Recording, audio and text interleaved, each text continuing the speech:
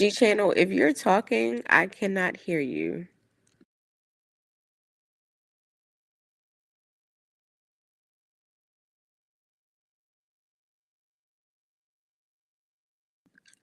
Y'all, can y'all hear us?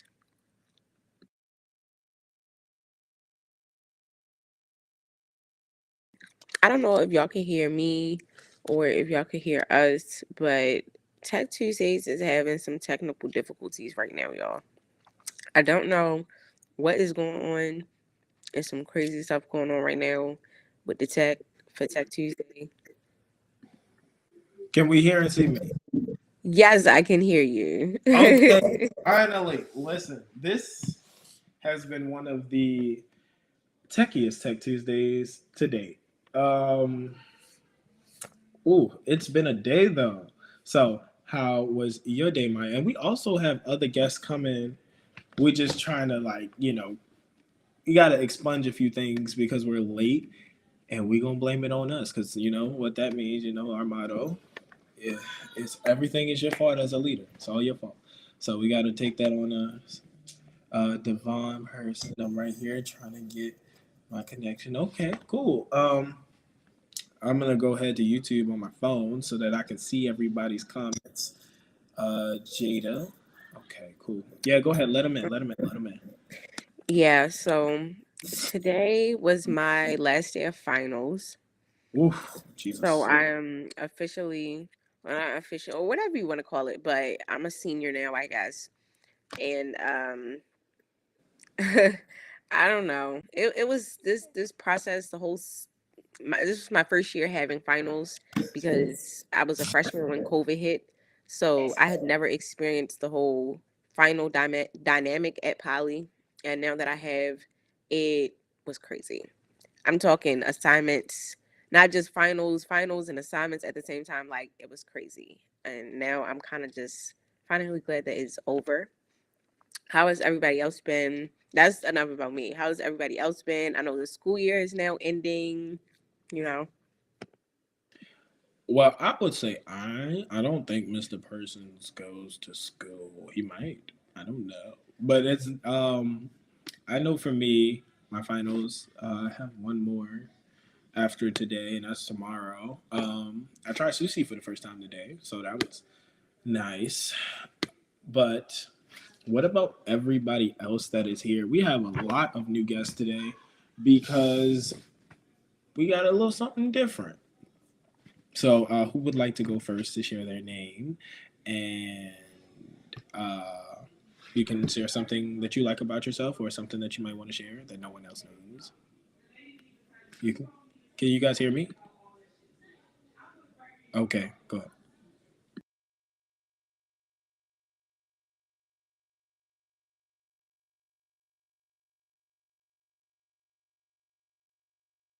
Can everybody hear me? Can everybody hear me? Mhm. Okay, go ahead. Hi, I'm Carrie Wright. I'm a faculty member at the Johns Hopkins School of Public Health, and we're here to share a project that we did with Heart Smiles, and we're really excited about it. anybody else want to go and introduce themselves? I'm actually glad to meet you guys because I didn't get to. I know at our planning meeting a couple of weeks ago, I've just been really busy with school ending these last couple of weeks. But this is kind of like our first real introduction since we met a couple of weeks ago. Nice to see you again.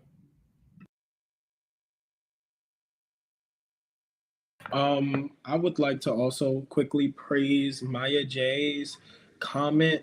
Hers said, "Finished my freshman year in college and get the summer off for my main job and college." That's amazing. That's amazing. We're very proud of you here. We are very proud of you. Is that I can't read too well. I'm on my laptop and there's the words and the prints are small. Anybody else that did not go would like to share their name and you know what they're doing here today? Okay, very techie tech Tuesday. Hi, we are some of the members of the Heart Smiles. team. I'm Tiffany. I am a Master's of Science at Johns Hopkins. Uh, and then Carrie was a professor, and the others can introduce themselves as they come in, I think. Awesome. I'll go next, assuming people can hear me this time. Yeah, so I am Jayati. I am an incoming graduate student in the PhD program at Johns Hopkins as well. And I ran kind of the Instagram analysis part of our project that I will be talking to everyone about a little bit later today. And it's really exciting to be here and meet y'all. I have a question.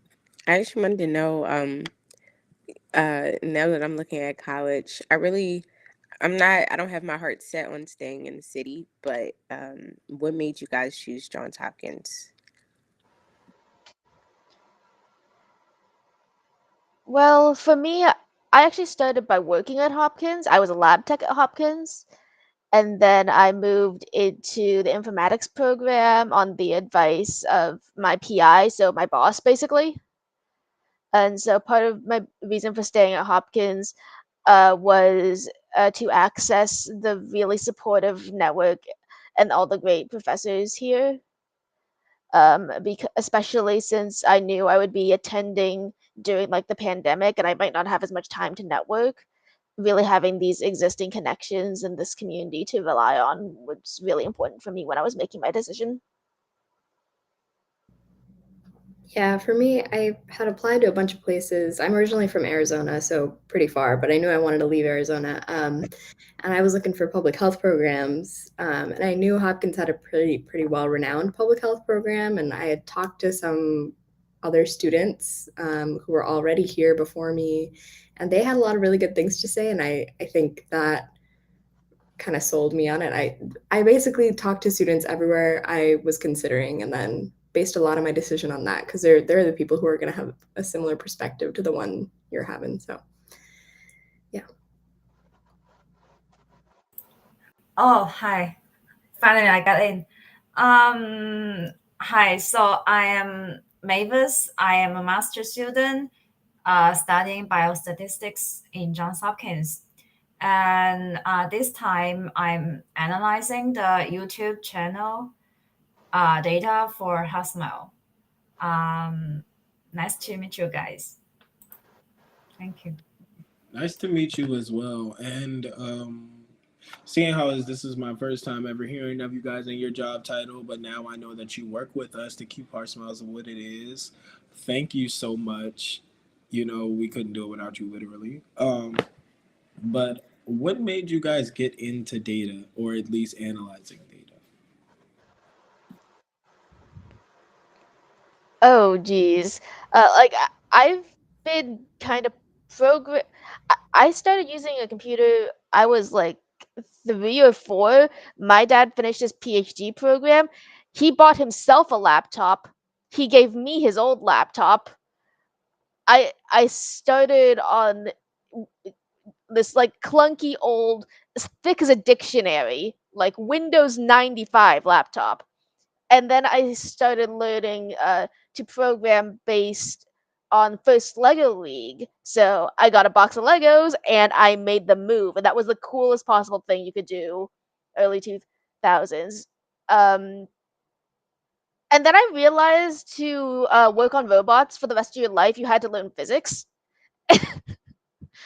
um, and data science did not tend to trip over and fall down the stairs so much. Um, Robots are really dumb, you guys. um, but Can we can we yeah, take can we say that? Can we say robots are done while we are sitting here Tech Tuesday? Can we say that? Is that okay? yes, okay. I've seen a robot fail to go up a 20-degree slope ramp. Okay, What was it? A slow robot? it was a it was about this tall, like we called it a turtle bot. And it took 3 people to get it to roll 10 feet up a ramp. Robots are dumb. You are so much smarter than a robot. Well, I guess we don't have to worry about them taking over the world. That's one for human. Yeah. Anybody else want to share their story of how they got into data or data science? Yeah, sure. I mean, well, first I'll clarify. We don't do any of the kind of background maintenance for Heart Smiles. That work goes on kind of behind the scenes beyond us. We actually got involved with Heart Smiles through this course that some of us happened to take called Baltimore Community Data Science at Hopkins. We were paired with Heart Smiles as a group, and we ran some like data analysis stuff using like Instagram, YouTube, and other kinds of stuff. Um, I personally got into data science and data despite being someone who was like, when I grow up, I don't want to do any math ever because I did not like math in middle school and high school. I went to college, I like really, really avoided math. And then I got to grad school and I was like, wait, I actually really like using data to find out things that aren't known, you know, like, because data is everywhere now and you can tell really, really cool stories. And I realized those are the kind of stories that I really wanted to tell. So um, despite not wanting it at all, that's where I ended up. I see one question from Maya about what does the daily life of a data collector look like? And I think that's a really great question. I think a lot of us do more data analysis type of work, but in college, I did do a good amount of like data collection at my local food bank. And a lot of it is just being very rigorous, making sure you're like checking off all the boxes on whatever kind of form you're collecting data for. It's a lot of attention to detail that I think is really, really appreciated by people like us who do the analysis later on. And I think we'll get into that when we talk about some of this Instagram, YouTube, whatever kinds of analyses we end up talking about, how important the quality of the data is. I was going to answer that question, so I'm so glad that you got to it. Anybody else want to also share their experience on how they got into data? Sure, let me share mine. So I was studying biology in my undergraduate. Actually, yes. During that time, I realized that you know up to this time, people are more talking about DNA, RNA stuff, and these things require large computation technologies other than the animal, the plants themselves. So so I think I need to build up more of these skills to myself, data analysis and computer science. So then I start to minor in statistics, and now I get into Johns Hopkins, and I'm still doing things like analyzing the genomic data, and it's really interesting. So I'm continuing doing this stuff. Yes. I'm really excited to hear about like all the math and the science because that's what I'm thinking about going to school for. I'm thinking about going to school for cybersecurity next year just because I'm thinking about doing something in the STEM field. So to hear like about all of the math and the sciences, I'm kind of into that. So it kind of I'm like a little schoolgirl. I'm kind of squealing inside right now. But yeah, I'm not really looking forward to taking the college level um what is it? Bio is actually really good for me, but physics was a challenge and I like a challenge which made it good for me, but it also made me kind of angry. Like if I did it would make me kind of angry. So yeah, it's good to hear about other women in the place that I'll be in pretty soon.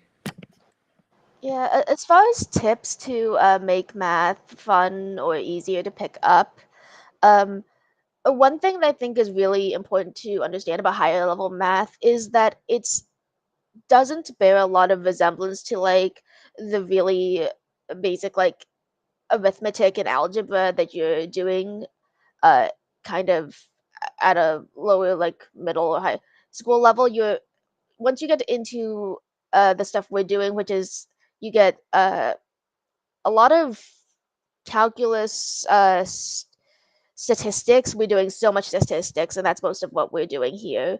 and linear algebra, which is kind of advanced calculus. For things in grids, you will note if you look at your screen, it is made of a bunch of little pixels, and the pixels can be red, green, or blue. That's a grid, and we control what's on that by manipulating the colors of those pixels, and that's linear algebra. So if you're doing any image stuff, you'll be doing a lot of that. And once you get to this level, these formulas, it just feels very different from um, kind of arithmetic. It's a little bit more like learning a foreign language in a way. Yeah, if you like statistics, then I think you'll like a lot of data science. It's a lot of statistics. I am so glad that we have these awesome young women on here because me personally hate math. I am not the person to come to for math. So Maya J, I'm so glad that you picked this one, this specific Tech Tuesday to ask these questions. Anybody, I need help. I want to know more of what you guys do and what you did. I believe there was a what do you call it, experiment, I believe, with the heart smiles data. Yeah, so I would like to know a little bit about that if we can. Yeah, sure. I want to get into the Instagram analysis, if that's good with everyone else. Yeah. Okay, cool. So I have never used this platform before, so I don't know exactly how screen sharing works, but I'm going to try it and see what happens. Okay, have to enable it in my settings first. All right, are you seeing my Google Slides? No, sorry. Are you seeing anything? Nope. We see you. You look Okay. great. Yeah, yeah, you're nice. Nothing else is on the screen. Okay, let me see if I can share window. All right, let me drag it to new one. Do you see the share screen button? I do. Okay, it says unable to share screen. Please update system permissions, which I just did, so I'm not sure. I was gonna try to press it to see if it works for me. I refuse. How about now? Yeah, we see There it. we go. You Yay! see it? Okay, cool. Okay. So I'm actually going to just stick to this because I'm not sure what will happen if I change it to presenter view since the settings weren't working. So we'll just share it like this. But basically, we're going to talk a little bit about the Instagram analysis that we were able to put together for Heart Smiles this past couple of months. So starting off with what we had, as everyone's probably pretty well aware, this is kind of what the Heart Smiles Instagram account looks. Your standard Instagram profile with a bunch of posts, videos, reels as content. But if you try to download the data from Instagram itself, it makes it pretty tricky. And if we wanted to do any sort of analysis, we needed to download that data. So instead of kind of getting a raw download of the data, we did a little bit of a workaround, went to the Instagram website help center. They had a whole page on how to access and review my data on Instagram. We did that through the Heart Smiles account itself. And then we got something that looks a little bit like this on the bottom right. So just a bunch of HTML files, which are basic like plain text files that we got like hundreds of in this download. And these were divided by like type of content. So as you guys know, on Instagram, you can post reels, stories, posts, lives, videos, all kinds of stuff. So we had one of each for each kind of content category that they posted on the Heart Smiles account. And then based on that, what we did was we had this data download from Instagram and Gmail. We got in these files via email. We read it into this analysis software called R that some of you may be aware of, but it's kind of a very well-known software that's used for data analysis. So anyone going into data science will probably be using R as software. And then once that data was read into the analysis software, we did all the analysis, wrote the code, and finally created this spreadsheet output, which had kind of our key summary variables for each of our kinds of content that we saw on the HeartSmiles account. So what did we do when we coded that data in R? We basically read in the data from all of those plain text files that we downloaded. Then we cleaned up the data, so we took away anything that we didn't need, then only kept what we wanted. 3, we changed the data format. So the format, as you can imagine, since it was just plain text, it was just like a really long list of all this information for each file. So it wasn't very clean. So we changed that format up to make it more readable.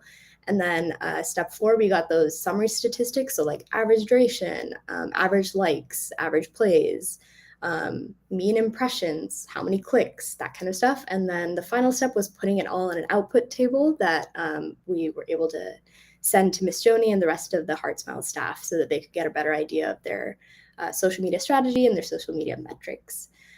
So now I was gonna go look at some code, but let's see if it still shows up on this one. Okay. Okay, I don't see your code right now, JT. How about now? Is it still on the slides? Yep, Uh, still on the slides. While we are waiting for that, I know that there are some questions in the chat. How hard was it to collect the data? And what data did you collect? We already answered the what data did you collect with the whole thing, but could you guys share a bit of the struggle or the easy peasy journey to collect this data? So this actually, Carrie probably can explain the struggle. Yeah, so a lot of the data that we collected required permissions, which is good. We want our data to be secure, especially if there's anything in it that could be in some way problematic for people to know about in the public.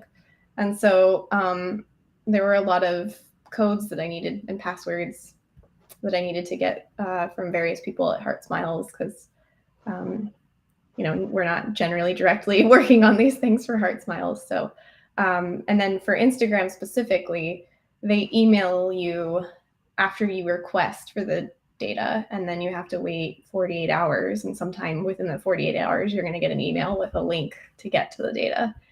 And then because HeartSmiles is so active, there's a ton of data. So then we had to figure out which folder actually had the data that we wanted.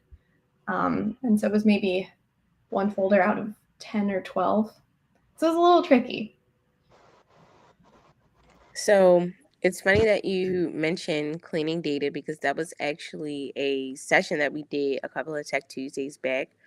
But I wanted to ask which is harder or which seems more difficult, cleaning the data or finding the specific data that you're looking for? Those are kind of the flip side, the two sides of the same coin, right? You can't clean the data without knowing what it should look like once you've cleaned it up. Otherwise, you could remove valuable differences or files or data points that you need. So you can't really clean the data until you know kind of what you're looking for in the first place. Um, I guess also in terms of how hard it was to collect the data, I would say note that while Instagram's like whole data download is very kind of inaccessible in terms of sending you HTML files, which are deconstructed kind of like website pages instead of a nice table. But that data has all kind of been collected, right? Instagram is collecting this data on you. So that's what you give them when you sign on and you use their platform for free. You give them your data, what you post, what you like, all that stuff. And so they're collecting it and we just have to get it from them. So we're kind of doing like almost a secondary collection as opposed to maybe, like what JT described earlier about going to a food bank and actually interviewing. That data did not exist until she went and interviewed people. But this data exists. We just have to make Instagram give it to us. Okay, there's also another question. So, which was more challenging, cleaning or collecting the data? In this case, I think actually the cleaning of the data was pretty complicated. Mavis had to help me figure out the code to like fix this data in the right format. Because it just came in these plain text files where it was just like one column of all the data, which you can imagine is like really hard to do any analysis on because it's just all one column. Okay, there's also Maya one step. Go ahead. JX. I'm sorry. I'm No, sorry. it's fine. Go ahead. Maya JX. What's the difference between beta and cliche or whatever that C word be? Data, like your cache? That's the only I can think of. So because a cliche is something like writing. It's something that comes up a lot. Yeah, that's a English term, but however, I think it is the cache data. Yeah. Yeah. So data is kind of the over category. It's anything I write down. If I write down the number of viewers on this video, that's data, right? Cache is a specific thing that your web, in this case, your browser stores on you, and the point of the cache is temporary data storage so that it can quickly reload places you've already been. So it's kind of like, sort of like an automated system Yeah. almost. It just saves these things that it thinks you're going to need again, so it doesn't have to go and get them from the website again, and it can just say, okay, if I've cached an image, then I'm not going to have to go get it from the data, get it, from Wikipedia or whatever again. It's already on my machine, so I will just pull up that same image and ta-da, same dog or whatever. That's kind of crazy to me. Like, is it the computer? It's pretty much the computer programming itself to your basic need. Like Mr. Person said, just like a shortcut. Yeah. Yeah. I actually have a shortcut. There's this song that plays every morning at 6 a.m. on my phone. And I thought I have a toothbrush reminder. So it plays this song for 2 minutes while I brush my teeth, and then there's like this timer. It's kind of like my little morning routine, but I think that's kind of cool. Like, I don't have to do anything; it does it for me. I need to adopt it. I may need to adopt that because I'd be losing track of everything, not hygiene products and things like that. Yeah, Maya J, exactly. Like when it shows you the purple text of the website you already looked at, or when your phone saves your credit card info, that's all in your cache. So it's just a big reminder. Yeah, it's a big kind of save for later folder. I found, I mean, I would find more of that in an iPhone than an Android. Maybe they do different types of data, but it's like everything is, just one click away instead of me having to keep, inputting my Google or inputting my passwords. It's just always one click away. Yeah.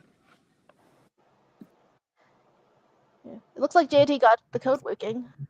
Yes, finally figured all that out. So we won't go like too in depth with this code, but just wanted to give everyone kind of a sense of what we ended up doing. So if you remember kind of those 5 major steps, the first step was kind of loading in that data. And then second step was cleaning it a little bit. So a lot of this code is complicated, but I mean, some basic things like filter and just kind of like creating subsets of the data. So like creating this new thing called end, which is things at the end of each of the sections in that one column that they gave us, and the begin, which is things at the beginning of each section of that column. Then, create different sub kind of sets of that data again, where we have like a number set. So anything that's a number in that column will make a new column. Anything that's just like a word or a field in that column, we create a separate column. So then this next step takes those 2 previous steps we just did, numbers and fields, makes it into a table. So instead of one column, now we have a bunch of columns that correspond to like each post that Heart Smiles has made, for example. And all of this basically code came from a lot of just staring at the data that they gave us in that column. If it is blurry, let me see if I can make it. Does that help? That less blurry? I can't see anyone, so I need to. I mean, I can't see, but that's just because my eyes are bad. But if I zoom in, right, it's still, yeah, it's not. Still blurry? Yeah, that's not good. That's not good. I don't know what it is. I think it's a All little right. bit weird in the writing. I I will can see. actually Oh, see it. everything's blurry, Like I'm including us. zoomed all That the way sounds in. like a compression problem, maybe on your end. If your Mm, internet is bad, then it's going to try to compress the image, and you try to send the same gist but in less pixels, yeah. which is very bad for text because Yeah. with lines. I'm looking Yeah. I mean, at my I can phone, and zoom in more. I mean, the only thing that I really can't see is the words that she's sharing her screen. But yeah, we should be fine from what I can see. Okay. Um, I mean, it doesn't really matter what the words of the code say because we're not trying to replicate the code. I'm just trying to get across that like there are a bunch of steps that happen in this code, and a lot of the coding process itself was driven by what kinds of things we saw in the data. So like, for example, the data would have like impressions 46, views 37, all in a column. So we wanted to separate that out. But basically, I mean, a lot of data science is really looking at your data source, looking at what you want as an output at the very end, and then figuring out what the path is from your data source to your required output. So I'd say in total, this probably took, I mean, with Mavis's combined help, I don't know, probably like 2 to 3 days to like focusedly write this, many hours of coding on each of those days. But at the end, we were able to create this summary table, basically, and this is the important thing. It's not in like its most beautiful form here, but you see kind of the like bottom tab. So we have like stories, posts, reels, lives, and videos, and each of these has the summary measures that were most interesting to the Heart Smiles team. So those were like impressions, how many follows from each story, how many accounts were reached on that story, how many times was the Heart Smiles profile visited, how many times was it shared, or how many replies did it get. Stuff like that, which is really useful for getting funding for organizations like Heart Smiles, and also to just get a sense of like how well is our social media doing. So we did all of that for each of these 4 or 5 categories. And if we go back to this, now we have, and now you can already see the answer. Hopefully no one saw that. Let me see if it works to do this. Can you see Yes. yeah? Okay, Working. cool. So pop quiz for our audience. I can't see the answer, so someone's gonna have to tell me what people are saying. But what kinds of content posted on the Heart Smiles account? Instagram account was most popular over the last 4 years? Stories and posts, reels and videos, or none of the above? I want to guess. I want to guess. I want to guess. I'm thinking real. No, I want to say stories because those jewels are amazing. So stories and posts. All right, we got one vote for A. We have Anyone? I'd one say in the comments for B. Maya official. All it's right. me. I definitely would vote B just because like Miss Joni's always doing these new reels now. Like she's fell in love with TikToks. So I think her TikTok videos have gotten really popular since then. All right. Anyone else wants to input their vote? I'm good. I'm gonna. Since we were asked to say it again, the question was, what kinds of content posted on the Heart Smiles Instagram was most popular over the last 4 years?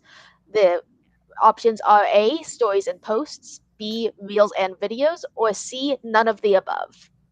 Before I know we announced the answer, I would like to say my reason, and my reason is because Reels was not out 4 years ago. So yeah, go ahead. That's valid. However, the answer is B, reels and videos. Over the last 4 years, I know. Isn't that crazy? Like, so that means like 2.5 or a year and a half made up for a 3 year gap. right, right. That Like the average impressions and views and everything on reels and videos are like way higher than stories and posts. And you can see that here. So average impressions on a video or a reel almost 700, 1,700. And for accounts reached, almost 600 accounts reached per video. And Reels didn't have accounts reached as an option for some reason, but as you can see, compared to posts and stories, that is quite a lot. And this is something I also did not expect when I was doing the analysis, which is why data science is so cool, because it like can let you tell these stories and find these things that you just don't think are intuitive. But when you have the data, you can find these things. Like I also would have guessed A if I hadn't done the analysis. Would have been like, yeah, because posts and stories have been around so much longer. But no, Reels win. Like Reels really do win out of all the types of content. Thick of it. Crazy, yeah.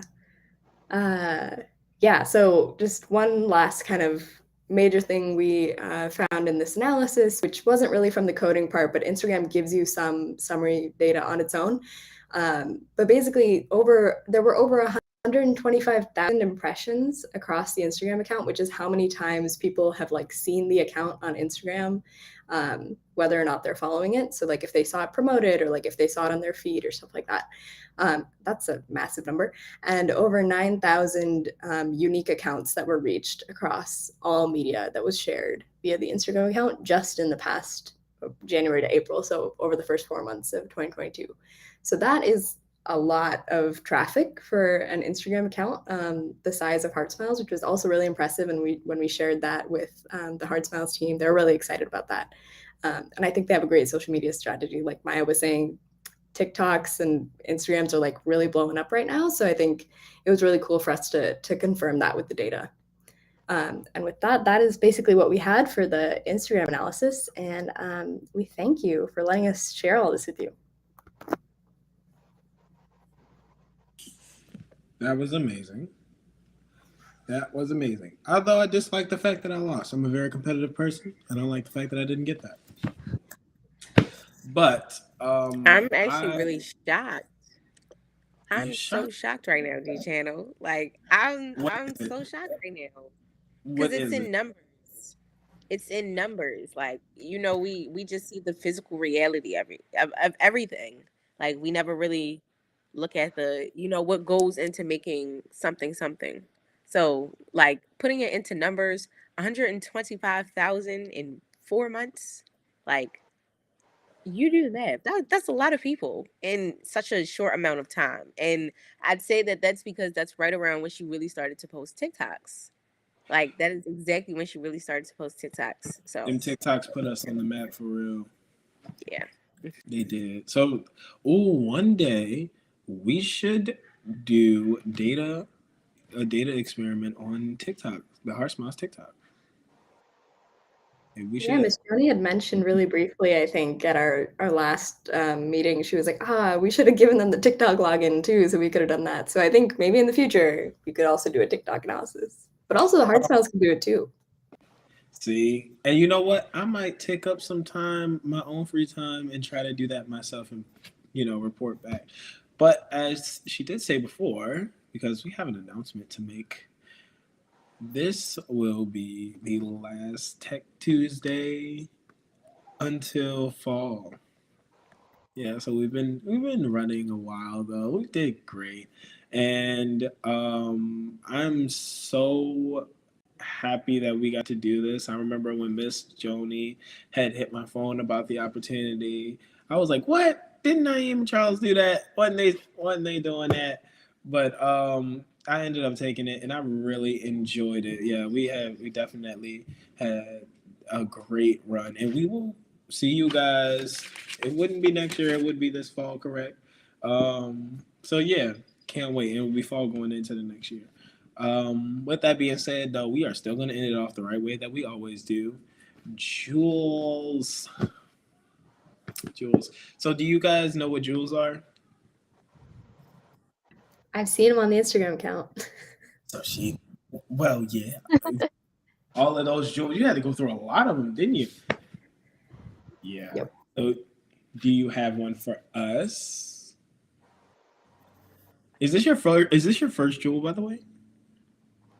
Awesome. We got it here first. So look at us, pioneers. This is where it starts. So we need a jewel. We need one.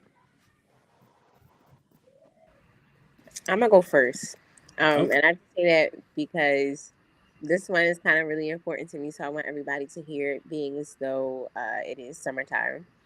Hmm. So I wanted to say, summertime is always the best of what might be, and we're not going to see each other for a couple of months, a few months, but we're not going to see each other for a few months. But I think that everybody really, more than anything, deserves to enjoy this summer, because this year coming back after COVID, for me, I know it probably was like one of my hardest years of high school. So I think that everybody should enjoy their summer and really experience everything that they want to experience, to try new things. I know I have my bucket list. I'm about to put it on my wall, like some Judy Moody type stuff. You Like, go ahead then. I have a couple of things that I really want to accomplish this summer. So, yeah, everybody enjoy your summer. Really, like, really have fun. Happy summertime. Great you. Anybody got one? Y'all are coming straight out of John Hopkins. We need it. We need it. I know Mr. Person said his jewel was you learn something new every day, so don't be afraid to learn. Yeah, mine was going to be basically a variation of that. This is actually my second because I did a success session once. But yeah, I mean, because I didn't get to talk earlier about how I got into data science, but it was kind of a surprise to me. So you never know what you're going to end up liking. Is kind of my jewel. Just like keep trying new things and you might be surprised. Yay! She said it's not her first jewel, so she a pro at it. Anybody else got one? Jewels are kind of hard to come up with on the spot I'll because do a data science, Jules. Is that's what we're here for? Don't man, discount your outliers. You that's if you find those really weird situations, you might be tempted. A lot of times, people are asking about data cleaning, and if you get data that's too weird, you might just throw it out. But I think that you can't do that, especially not in life, because if you look at that, like, sure, it might be an error, but that also really might be something special and unique, and it's worth investigating those further. understood. That was not only a life jewel, but a data science jewel. We love that. My jewel will be no matter what happens, do not let the outside come into the inside and drown you. Because boats don't sink from the water outside of it, they sink from the water that gets on the inside. So remember to try your best to stay calm in any situation and carry on. Um, I guess I and can try to do one. yes, the first jewel ever. I think mine would be if it's not scaring you, it's not helping you grow. Because I think I tend to stay in my comfort zone a lot, but then I realize I'm not really growing as a person. So if something's scaring you, it's probably sending you in the right direction to grow some more, learn something new, get a new skill, figure out how to deal with a new kind of situation. So if sometimes if things are scaring you, maybe they're good. Wow. Your first jewel was a great jewel. And I'm not jealous. I'm just, you know, just there. I'm not jealous. That was Tech Tuesday. And it's hurting my feelings to sign off on this one because this is the one. Uh, I would also like to quickly congratulate Maya going to her prom. We love it. We love it. We love it. Um, I wish all of you a happy data day. Love you guys. Bye bye. Thank you. Tech Thank Tuesday signing you. out until the fall. Bye.